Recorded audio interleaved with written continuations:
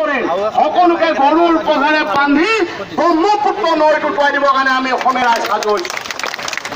লাচিত বৰফুকনে কৈছিল দেশতকৈ মোমাই ডাঙৰ নহয়, আৰু আমি সদৌ তাই আহোম ছাত্ৰ সন্থাই ক'ব বিচাৰিছো জাতিতকৈ জাতীয় নায়ক কেতিয়াও ডাঙৰ হ'ব নোৱাৰে। এই কথাটো সৰ্বানন্দ সোণোৱালে মনত ৰখাটো দৰকাৰ।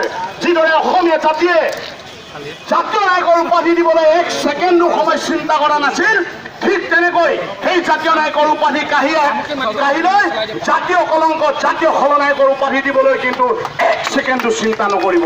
গতিকে ক'ব বিচাৰিছো আমি ৰনোৱা, আমি বনোৱা, আমি মেহনতি জনতা, শৰাইঘাটৰ ৰণত মোগলক ঘটোৱা আমি এই অসমীয়া।